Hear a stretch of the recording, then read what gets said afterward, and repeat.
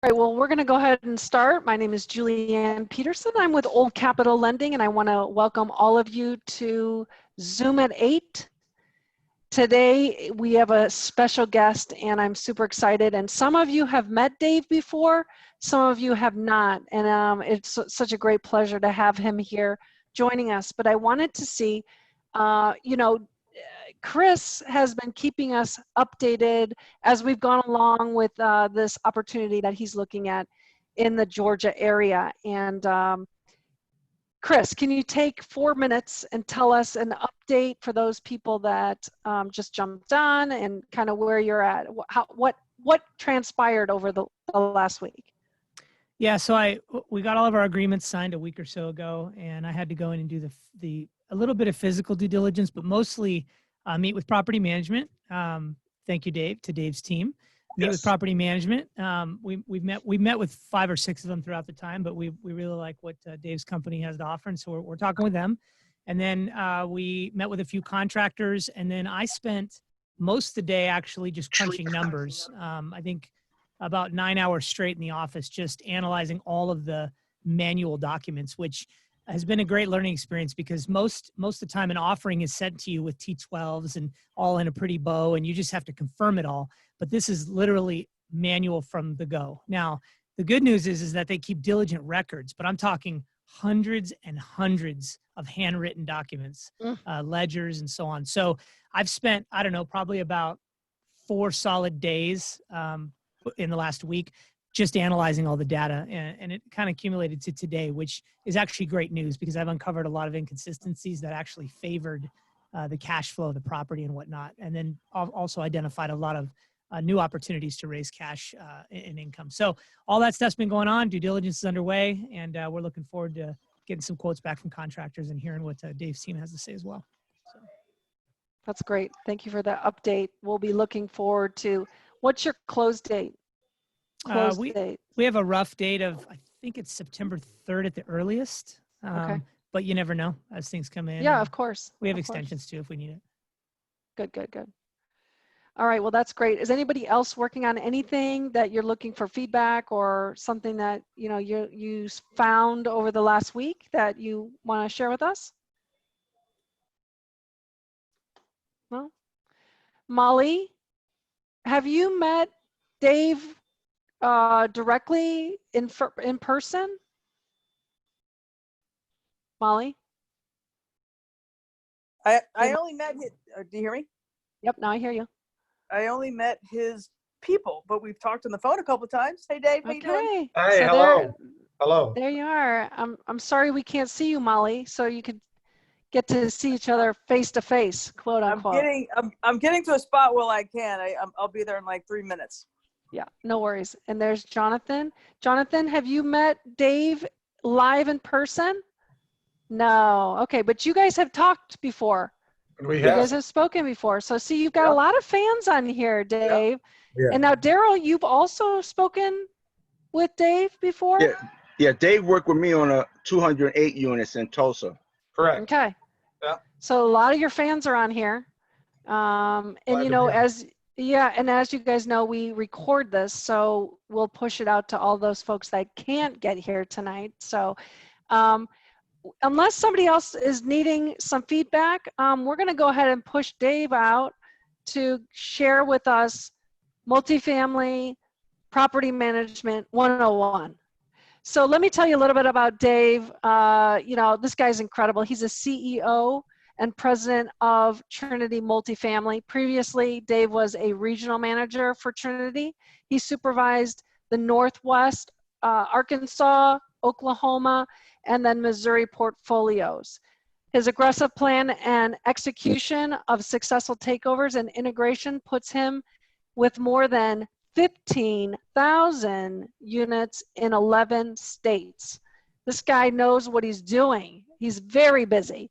He brings over 10 years of experience in student housing and property management of several different college and university campuses. He oversees daily operations, expansion through development and acquisition, as well as property management. And he personally takes all of my calls. This guy gives amazing service.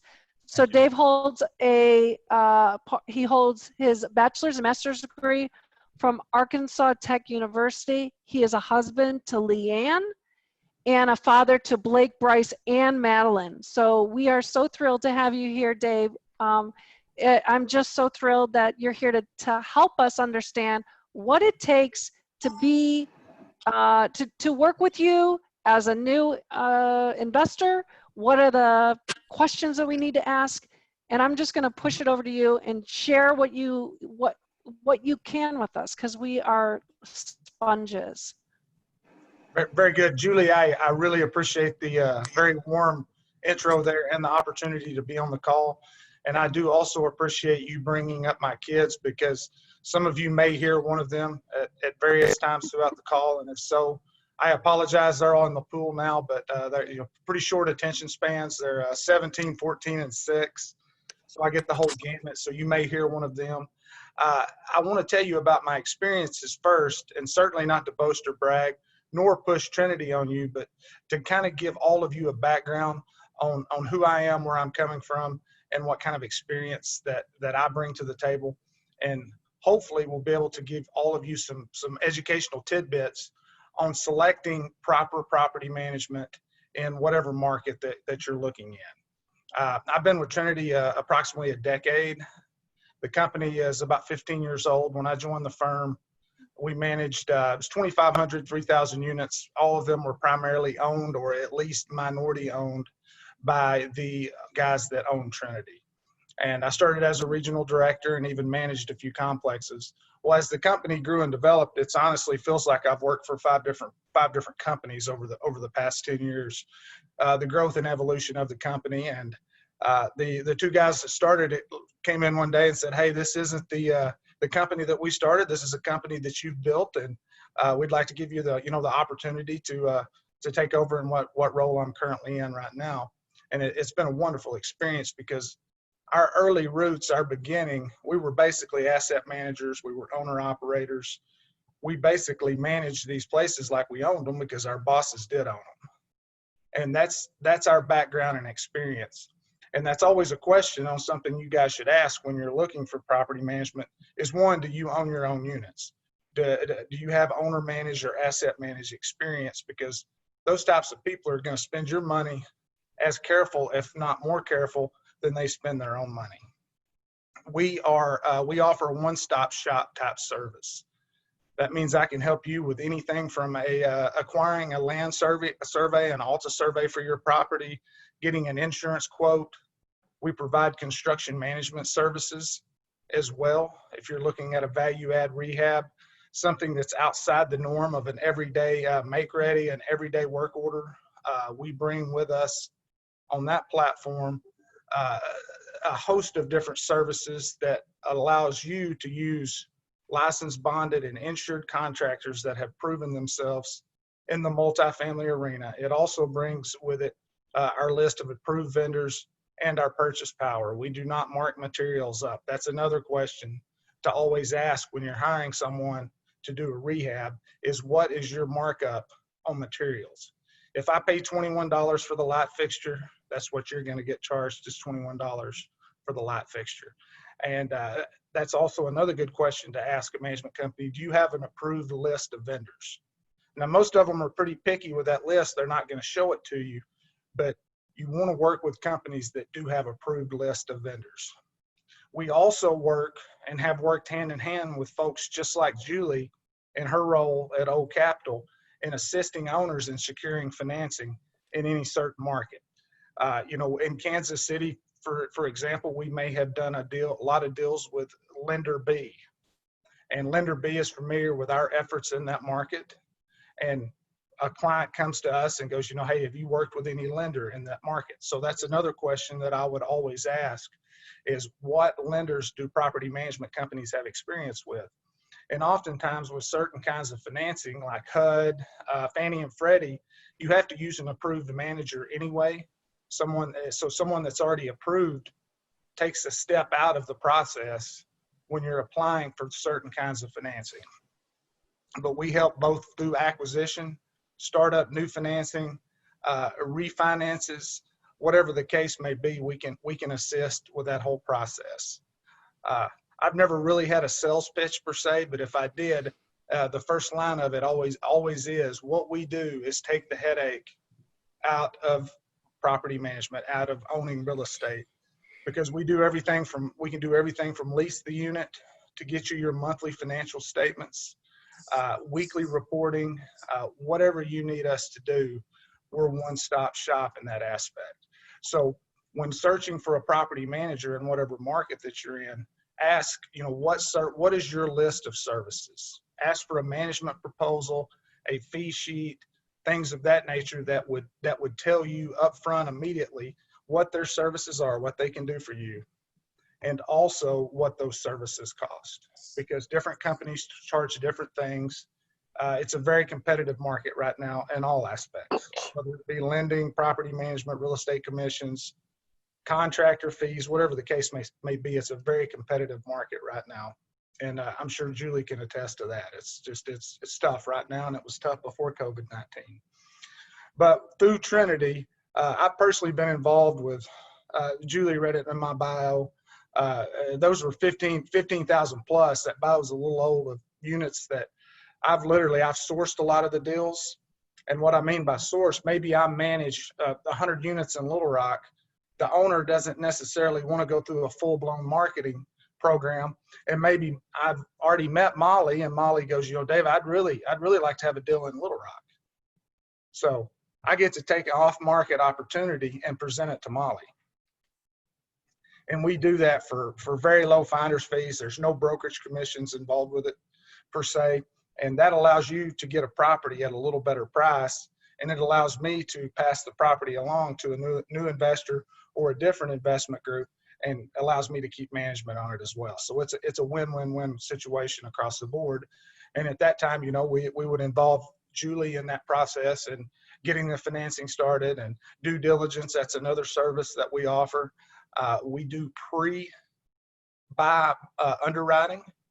You identify a complex in Dallas, Texas.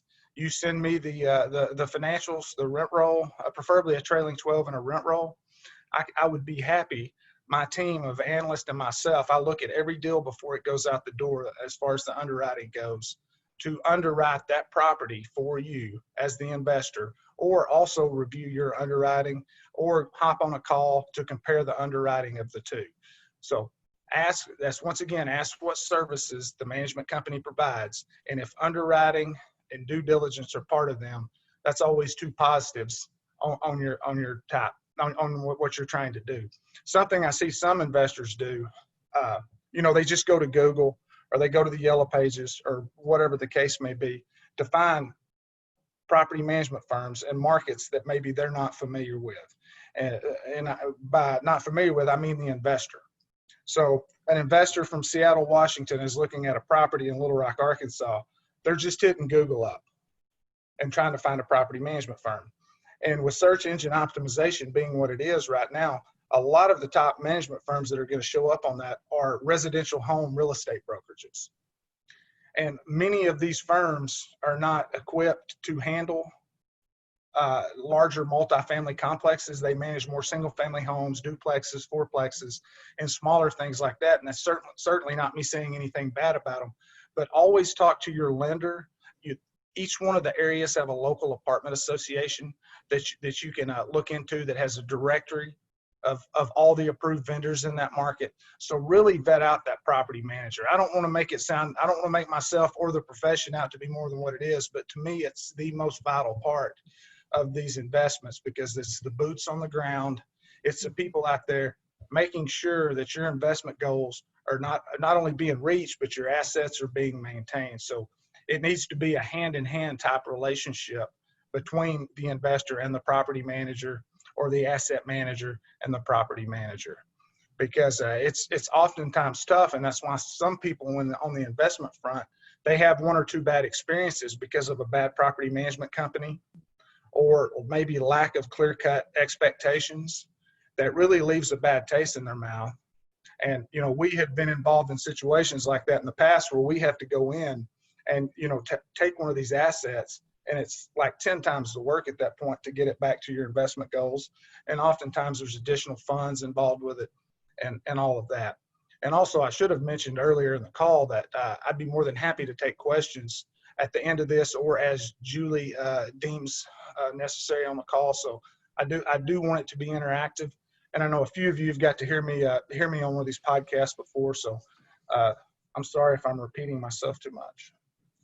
I do want to step in there, Dave, just to Sure. say that I have, in some of the loans that we have run that, people say, well, I've got this special, I found a property manager, I really like them. And we say, well, how many multifamily units do they have? Well, they got, they manage 679 of them. And I said, okay, well, that's great. How many of those are multifamily? Well, I don't know. And so we get the list and it's only like 100 of them.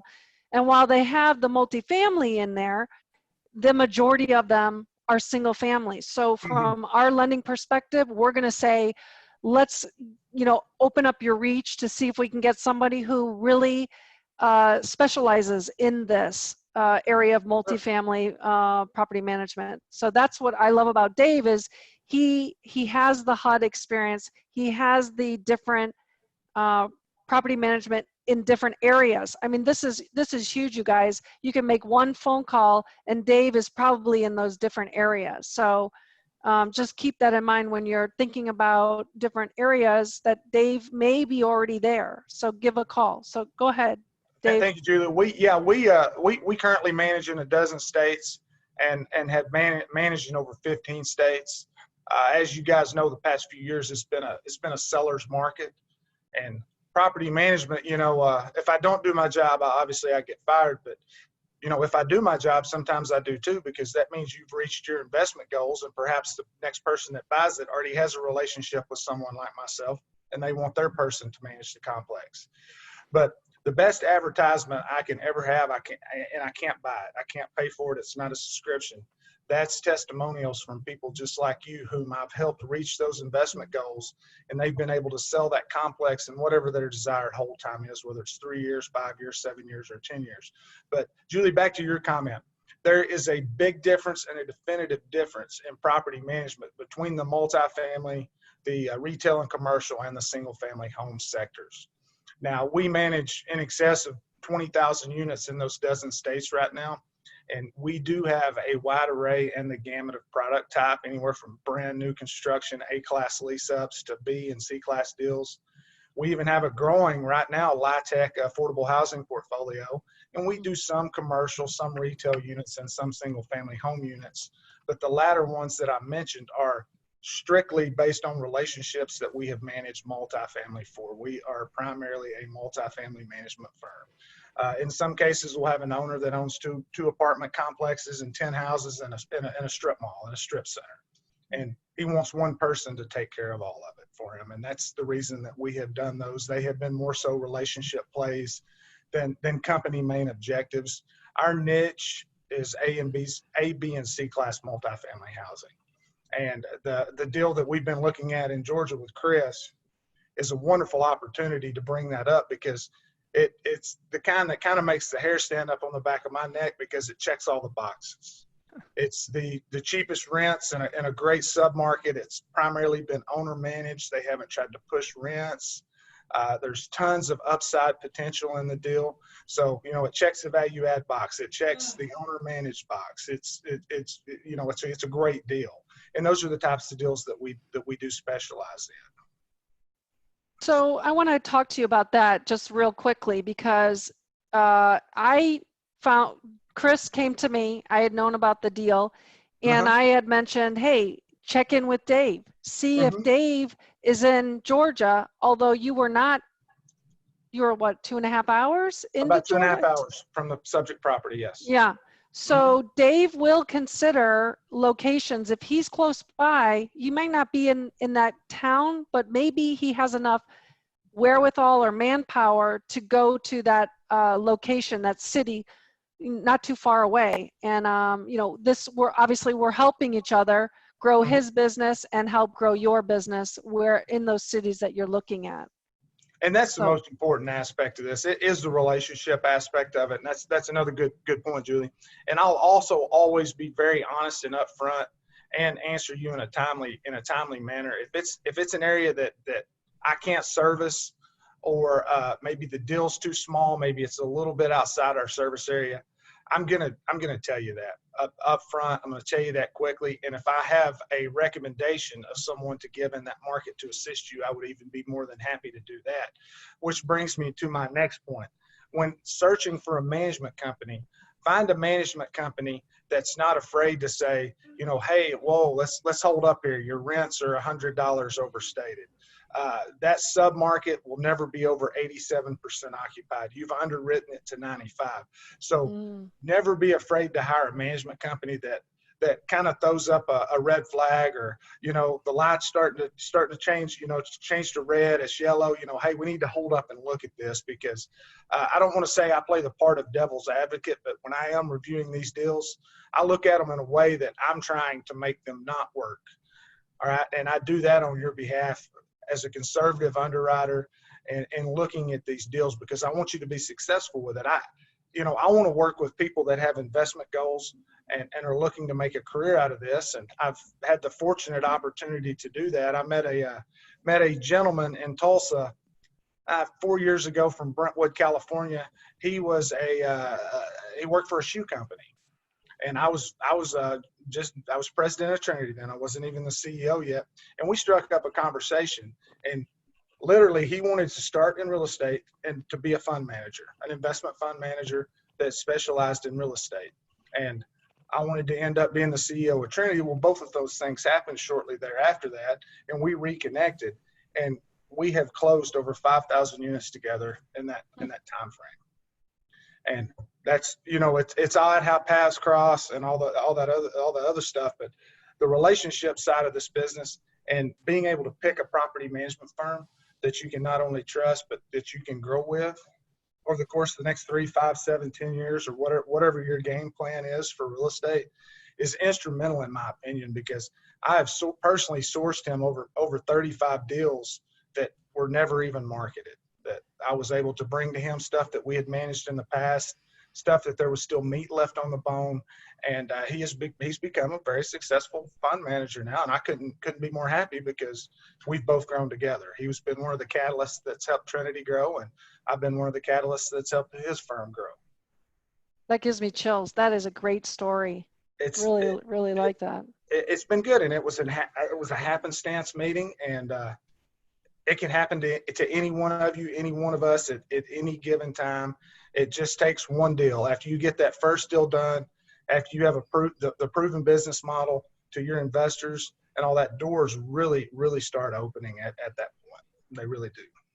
So pick that PM company that's not afraid to question your underwriting, that will truly evaluate your underwriting from their eyes, given their current market knowledge. So I highly encourage that. Okay. I would also like to tell you some other questions to ask a property management company, and I will kind of reiterate the ones that we've already went over. Do you have an approved vendor list? What services do you offer? Ask them what each service costs. Okay. Ask them what their corporate structure is. Do they have regional managers that travel? What type of training do they do? Oftentimes, many of these companies, their employment handbook is on their website, to see what type of policy and procedures, what kind of corporate oversight that they have at these locations. And with Trinity, I think that's one reason we have been successful. And over the past decade, I don't care if the property is in Albuquerque, New Mexico, Warner Robins, Georgia, Lansing, Michigan, they get the same attention that they would where our corporate headquarters are located in Fort Smith, Arkansas.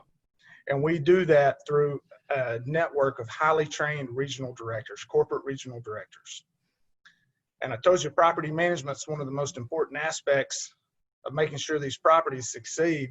Well, regional directors are one of the most important key roles in making sure that a management company is successful in managing your investments. These are the highly skilled, highly trained people that have been in the business for quite some time. And as owners, as investors, you guys would have direct line with these folks. So that you should. That's another question. Who is my contact when I buy property? Because I'm always going to answer the phone for you guys. I'm always going to talk to you, but I'm not going to be in Lansing once a month. Now, I will tell you, I have made the commitment. I travel every one of our locations every year, at least once, and I don't care where that's at. But how often is the regional manager or vice president of property management going to be at my location? And that's my structure. The regional directors report to the vice presidents of property management, and then the vice presidents report directly to me. So ask the question, who is my contact going to be within your firm? Okay. So that regional director is the face of the property. They're making sure that the adequate staff's there, the proper staff's there. They're making sure that your investment plans, they're in the trenches, are being carried out. So key position. That's a person that you always want to have a relationship with, or ask if you have the ability to form a relationship with that person. And Julie, we'd had a couple more questions I think you had brought up that you wanted me to elaborate on, but for the life of me, they're escaping me at the moment. I don't remember them, but I have a list of my own questions that you can certainly. Even better. Yeah, I've got some too. So if you better throw it out to the rest of us, I think a couple of us have some. Yeah, okay. For sure. So I'm going to say, when do you want us to call you? When is it the right time to call you in the transaction? Well, I know you're going to give us properties, and that's great, or you're going to give them to me and I'm going to hand them off to all my friends here. But when do I pick up the phone and call you? Well, there's a couple of different responses I will give you on that. Let's say you identify that 100-unit complex that maybe I didn't bring to you, Julie, and Jonathan identifies this 100-unit complex. He messages me and, hey, Dave, can I get a CoStar report on this property? Absolutely, you can, Jonathan. I will give any of you a complimentary CoStar report on any property that you identify that you feel like you might need assistance with. Okay. Now, we will assist in the underwriting process. We typically, on some of these deals, we like to see the investor's underwriting first on it. That's very helpful. Sometimes, the investor may not be overly familiar with the market.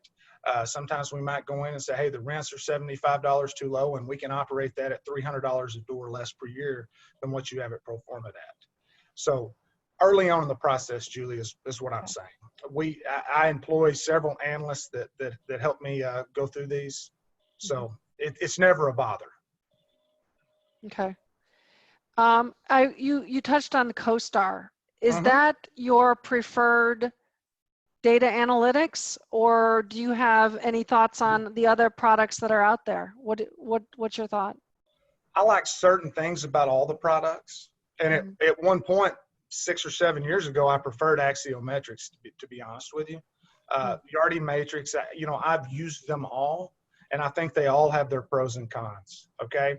I prefer CoStar now, just given the wide array of information that I can get through the full underwriting package, the full analytical package on the property. But you always must take these reports, and regardless of the service, with a grain of salt somewhat. They are a good place to start. Okay, that's it. I use them to identify through their mapping tools the comps, and then we take those comps on deals that we get to the next level on, and I have people, part of my analytical team, that will call these properties. Okay, they're cross-checking rents with other internet service listing companies, because it's only a good place to start.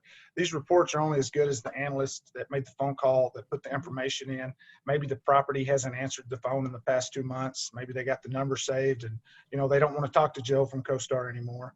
So they haven't answered, and the occupancies fell 15% because of COVID-19. So to sum that up, they should be taken with a grain of salt, and they're a good place to start. Okay, thank you. I had another couple questions here. Where do you see COVID in the underwriting? How do you see properties making sense, number one? When do you see rehab making sense in the COVID? Is it day 1? Is it day month 24? Where do you see that? And when do you see, what's your crystal ball saying for it making sense? I know we've got reserves, which everybody is well aware of. We talk about bank financing without all the reserves. Tell us a little bit about your thoughts on that. Now, I will warn everyone, I did drop my crystal ball 3 days ago and it broke. Yeah. So I'm just throwing that out there. No, I'm teasing. It's a bit of speculation, but you know, there's some professional judgment in my responses on that as well.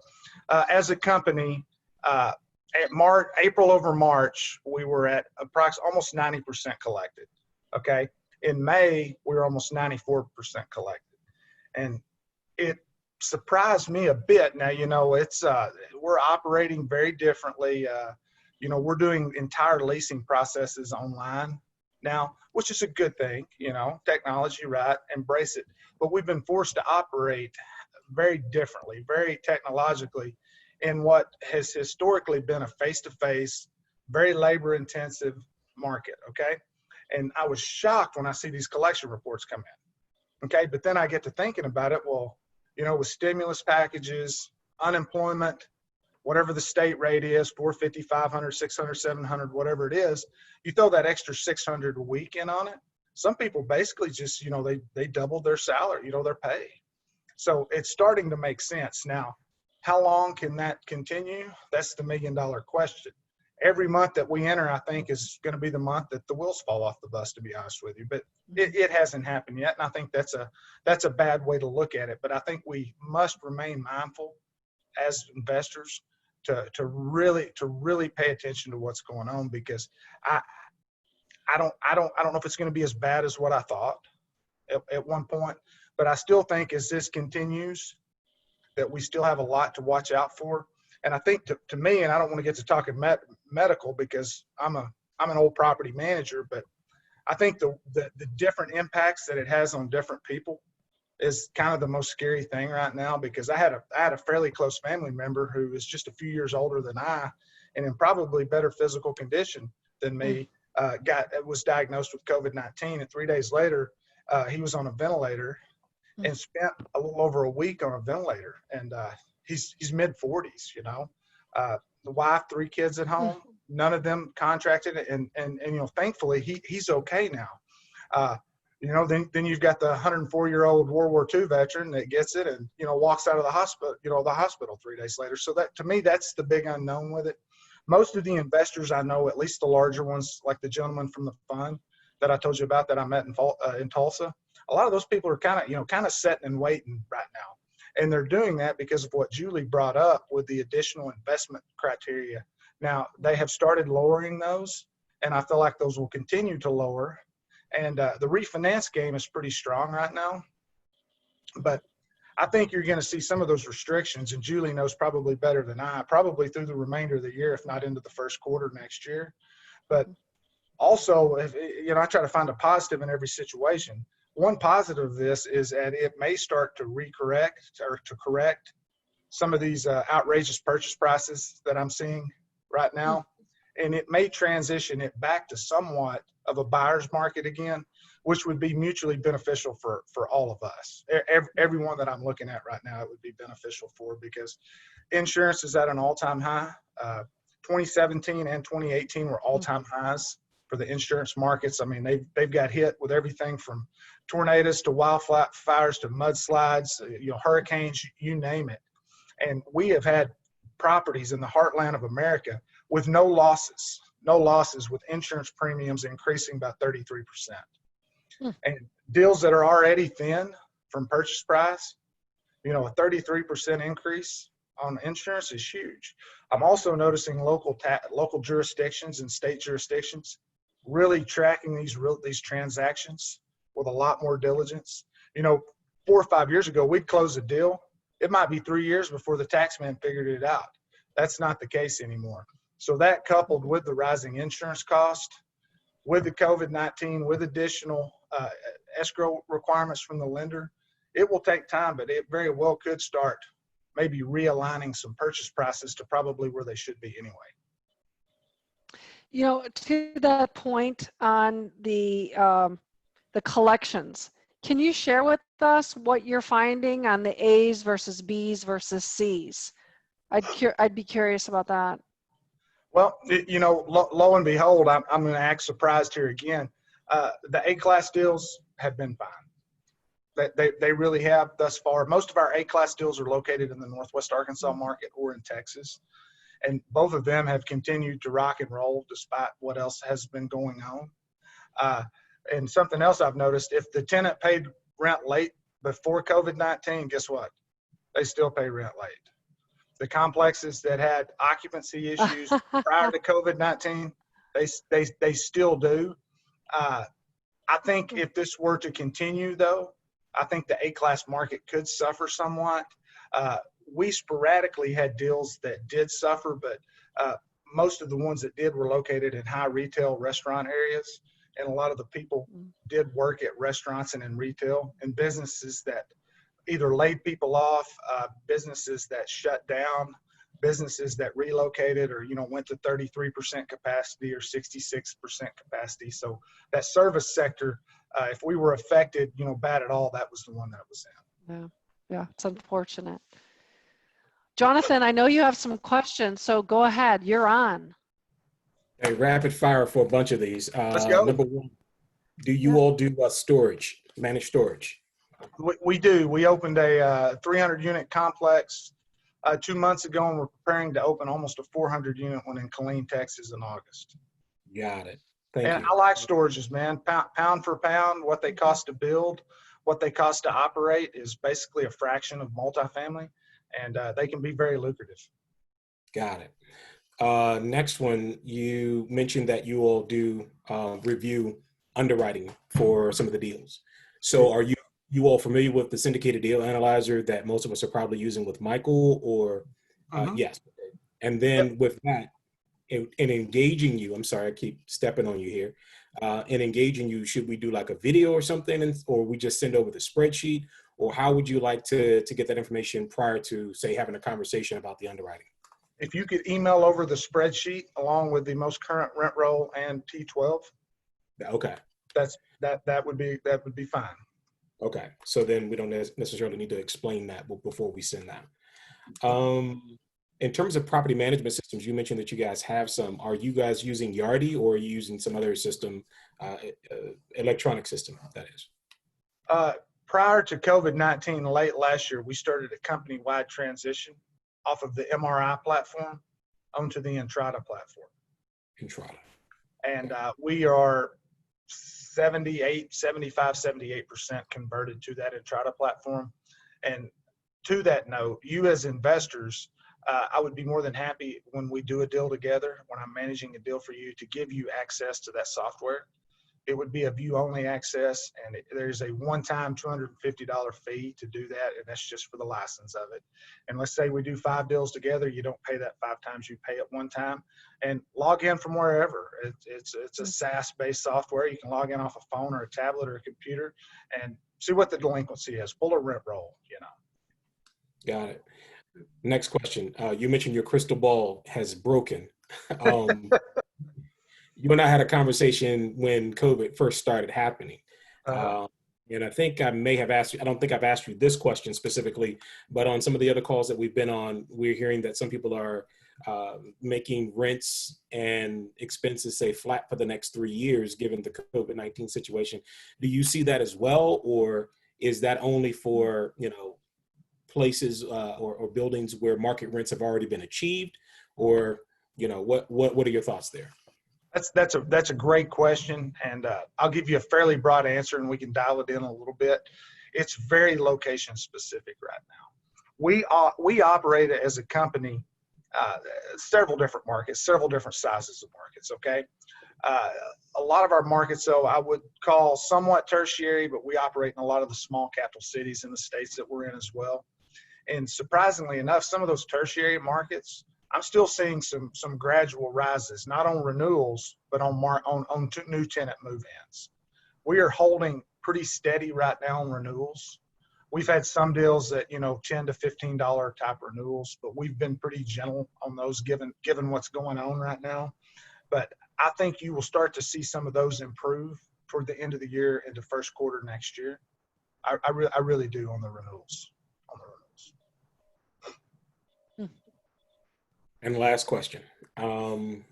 You mentioned that you will look for ways to be able to break a deal, stress test a deal. There was one particular deal that I was looking at some time ago, and I was looking at an operator to partner with, and he mentioned to stress test that particular deal. How do you all stress test a deal in that sort of, in those kind of situations? We usually lower the pro forma rents by X number of dollars. Every deal's a little bit different. And then we will do a projection for you.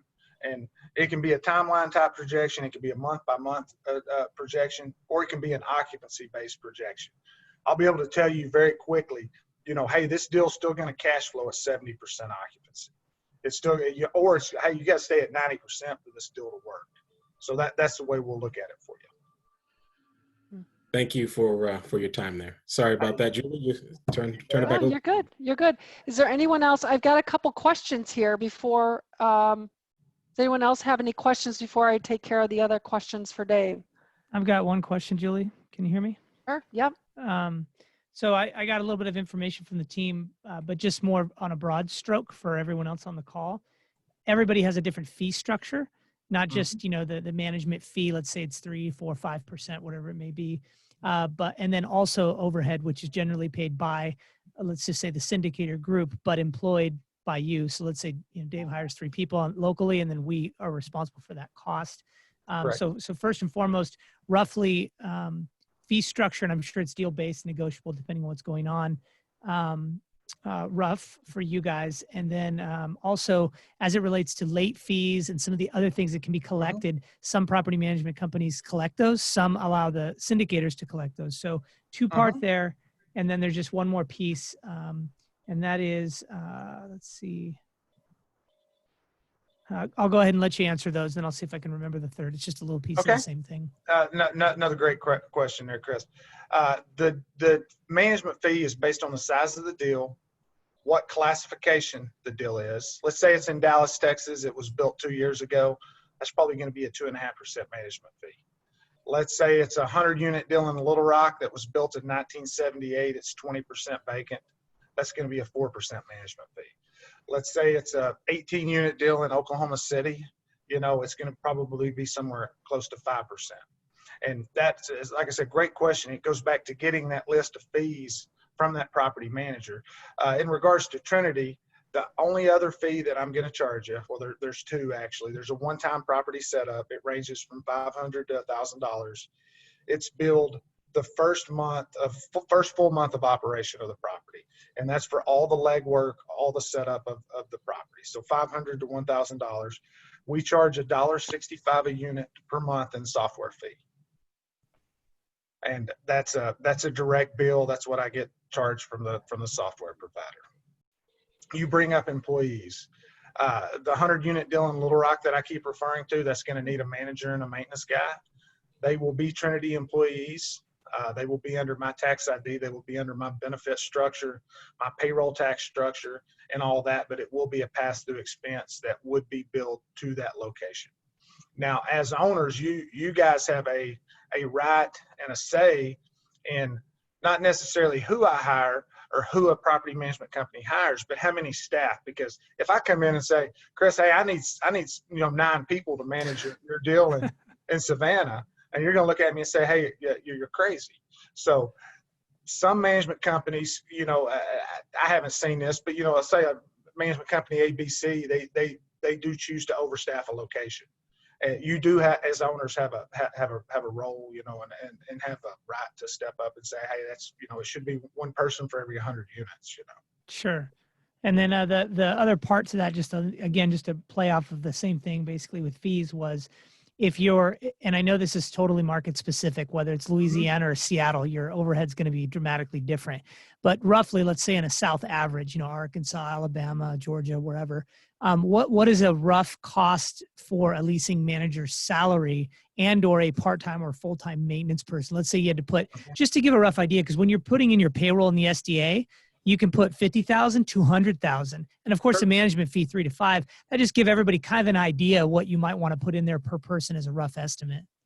Yeah, we look at it at, obviously person by person basis, position by position basis.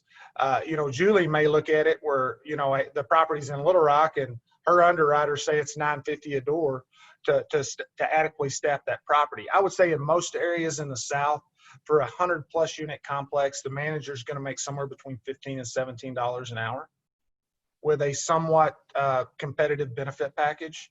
And a good maintenance tech, not an HVAC certified one, but a good maintenance tech will cost you just a little less than that. It was still around 15 to 17 range. If you're getting HVAC certified guys, they're normally going to be $18 to $21 an hour. More times often than not, investors from larger cities or from the north, they look at the pay rates in the South and they're like, wow, I couldn't hire anyone for that, in Seattle or wherever. But Yeah. $15 to $17 an hour. Leasing agents are $12 to $14 an hour. Make ready techs are $12 to $14 an hour. Okay, so let's say, and you hit on a good number actually. You said per unit cost. So let's just use 100 plus average because people can play with it from there. If you were to say a rough, kind of a pretty safe number per unit for 100 plus unit, what would that be? $5, $7, $10 per unit for overhead for payroll? Yeah, it's going to depend on the market. Let me look here.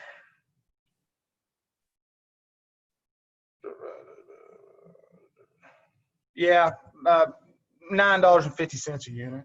Something like that. Okay, Yeah. That's great. That's great info. Cool. Thank you. Mm-hmm. Okay, let's see. I've got some questions here. How is authorization to spend without an okay established?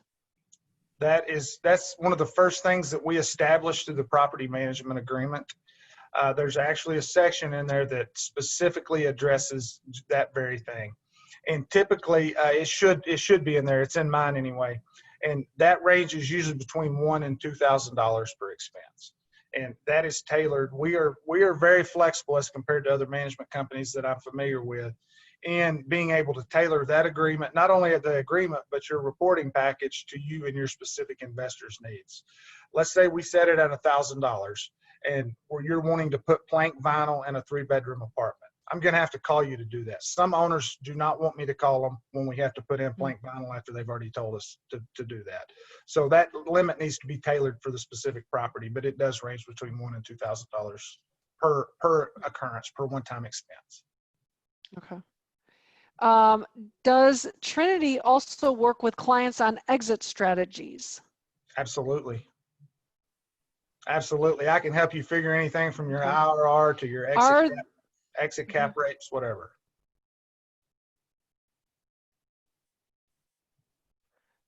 Great. Are there credentials all property management companies should have or licensing? What do you have at Trinity that sets you apart or that establishes a base of education or knowledge? Okay. Property management is a little different than real estate brokerage per se. Not every state has the same licensing requirements, but most states, with the exception of a few, you are required to be a licensed brokerage in that state or at least a licensed approved property manager. So that's one thing to ask for. Hey, are you licensed to do business in this particular state? So it's a lot of legwork, a lot of paperwork in that. There's also multiple industry specific designations, and myself and most of my senior leadership team has one of those designations. I'm a certified apartment manager. I'm a real estate agent. Ask if the management company is fair housing certified. And if they are fair housing certified, who do they require to go through the course? I require annually for every employee in my company to go through it. And that applies to service techs, leasing agents, even myself. We go through it. We go through it every year. But there's a host of different continuing education, kind of like what we're doing right now, that's available through the industry. So licensed real estate brokerage. Do you have any CCIMs or CAMs, which are the certified apartment managers? And fair housing is also very important because unfortunately, when something does happen on site, It might be one of my employees that's assigned to work at your complex. We all get that nice letter from Fair Housing, okay? You do as the owner, I do as the CEO of the management company, and then the employee does as well. Yeah, very necessary. A couple other questions. Does Trinity do green management in any way? Can whoever asked that elaborate a little bit on that one? Hi, this is Jennifer. Yes. Yeah. Yeah, hi, thank you. Yeah, what I mean is, choosing product that is, environmentally friendly, or, your disposal methods, or, and then also, doing solar rather, if there's an opportunity, doing solar rather than, going straight off the grid, type of thing. Okay. Hey, thanks for the clarification. I thought that was what was meant by it. My construction management division is licensed to do the green programs that are sometimes offered through like Fannie or Freddie. When Julie's doing one of those deals, you might get a lower basis, a lower interest rate, less basis points on a deal for doing that. They install everything from sink aerators to windows to low flow toilets. So we are approved to do that, and a lot of it. We have been involved in a couple of different green construction deals that we have picked product on. So I won't say that we're experts in it, but we have done it before, yes. I think on the large scale, it doesn't necessarily make it better. I think from the feedback that I'm getting is that it's really hard and it doesn't really create that much savings. So a lot of property owners are not necessarily going that direction. Would you comment on that, Dave? I would agree. I prefer the green efficiency program that I just brought up with the shower heads, the sink aerators, and the low flow toilets. We've got upwards to 20% annual water savings with that program, and it's relatively inexpensive too. It's a couple of $100 a unit to do that. And a lot of these older complexes, they just have 1 or 2 meters, and city rates are going up, city infrastructure is decaying. Well, you have a 200-unit apartment complex, you're going to be expected to bear a lot of that burden. But the downside of that is old plumbing and low flow toilets and lots of people using them doesn't always equal out to a good thing. It oftentimes equals out to a plumbing nightmare. So it's really case by case specific, and some places you just can't do it at. So it's not necessarily a sales feature. Like if your folks, are trying to sell apartments and say, well, we're mindful of the environment, and so we have these features. It's not really a selling point. I think if you have a downtown development boutique type investment, I think yes. I think if you're doing a value add C-class workforce housing deal, no, not so much. Okay, thanks. Would agree. Okay, we think that maybe we didn't get the answer to who keeps the late fee. Oh, I'm sorry. Sorry, Chris. No, that's I did okay. miss that one. I set up all my management agreements that the more money you make, the more money I make. Okay. I do not keep late fees. I do not keep old debt income. I only keep the agreed upon amount of management fee. So if Excellent. it's a $50 late fee and we agree to a 4% management fee, I keep 4% of the $50, and the rest goes to the ownership group. Same with old debt income. Okay, excellent. Where are you going next? Where's your next state, city? What is your interest in the next market? I am looking extremely hard right now at a couple of deals in the Birmingham and Montgomery, Alabama area. And we currently operate in Mississippi. We currently operate in Georgia. So that would help me piece together a bit more of the puzzle. I'm always looking in northern Indiana and southern Michigan. Those have been fantastic areas for us, from Elkhart, Indiana to Lansing, Michigan, all up through there. Very, very good place for apartments. Always looking in Kansas City. It's gotten a bit frothy, a little bit hard to find stuff up there, but that's another fantastic market as well. And then our core markets of Little Rock, Tulsa, and Oklahoma City, and Dallas. once again, a little hard to find something, but somewhere new, Julie, it would be Alabama.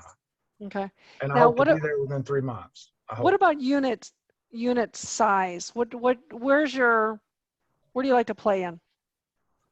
You know, a good sweet spot for economy of scales is going to be, you know, 100 to 150 units.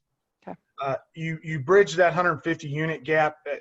It gets a bit awkward because, you know, you're going to have to add another staff member, but, you know, you could have another 75 units out there and maybe still only need that one more staff member. Now, in markets that we're already well established in, I can help you guys on any size deal, really any size deal. Not a single family home, but, you know, 12 units and up, I can help you with in an existing market. For me to enter a new market, it's really helpful to have 100 plus units, because that allows for dedicated staff. That allows for me to go in and start setting up my approved vendor list. And back to other questions to ask property management companies, ask them if they have any sort of national accounts. They may not tell you who all they're with, but it's a pretty simple yes or no answer, because we bring a lot of accounts and purchase power with us from larger firms. You know, we're one of Lowe's best customers. I'm on their very, very bottom price tier, and they give me 10% off, and that 10% I pass, you know, right along to you guys. That is a great idea. That's a great thought. Do you want to talk a little bit? I know we're running out of time. Talk a little bit about Birmingham and Montgomery. Can you share a little bit about that? Yeah, quickly. Yeah, absolutely. I've always had a kind of a sweet spot, you know, that we've done really well in small capital cities, and Montgomery really fits that role. There's a lot of regentrification going there. It is an apartment renter market. Okay, that's another thing to look for. How many people live in apartments? How many apartments are they? Birmingham has started to get a little bit more frothy. We're lucky to be looking at a portfolio deal right now with 2 of the properties in Montgomery, and the other one about an hour and 15 minutes away in Birmingham. But there's a lot of positive economic impact going there, and a lot of regentrification is why we're looking there. Wow, you are so full of knowledge. Is there anybody else who's thought of a question that we can give to Dave before he signs off? How do we get a hold of you, Dave? What's your contact information? Everybody get your pens out. How do we get a hold of you, Dave? Email's best. Okay. And tell us your email. Okay, it is Dave, DAVE, at Trinity AAA.com. That's AAA.com. TrinityAAA.com. Mm-hmm. You guys, anything else? I mean, Dave is a wealth of knowledge. I can't believe that we have spent a whole hour. We could probably spend another hour we could. talking. Dave, I have a question. Are there any states that you will not go into? Or are you open to starting a new market in every single state? There's certain markets in certain states that I would prefer not to be in, just from negative past experience with, you know, tough tenant demographics and stuff like that. But no, there's no state on our list right now that we have just said, no, we won't go into. Just some of the markets. For example, certain areas in Memphis are very difficult to win in. And I advise, you know, for example, I advise investors to stay out of South Memphis right now. It's just tough. Yeah. Okay, so we're saving Ohio then. Yeah, no, Ohio's fine. Yeah, that's great. Hey, Dave, do you do any business in Florida? In Florida, we do not. We do not. I'm not opposed to the idea. We're in Warner Robins, Georgia, which is just a couple of hours from the Florida line. But no, we currently do not do business there. Okay. But you are in Texas, right? Yes, we are. Okay, perfect. Thank you. Mm-hmm. But if I get 100 units or greater in Florida, you'll come, right? I would. I would. Okay. Where do you see rent control? In most of the markets that I operate in, to be honest with you, I don't see it. You don't see it going that route? I do not. You know, perhaps, you know, Dallas is kind of the new LA, or at least that's what they fancy themselves as. it may take several years. Perhaps Dallas could fall on that list, but Oklahoma City's, the Little Rocks, you know, places like that, I could be wrong. I don't see it happening. Excellent. All right, you guys, we've come to the top of the hour. Dave, do you have any thoughts or words of wisdom for us? No, it's been an honor and a privilege to talk with all of you, and I'd be more than happy to continue the conversation as everyone's schedule allows. Just email me. Well, that is great. Well, we thank you so much, Dave. We look forward to seeing everybody next week, and we will let you know who we've got speaking. But for now, thank you so much, everybody, for joining us, and we'll see you next week. Thanks so much. Have a good night. Thank you. Thank you. You bet.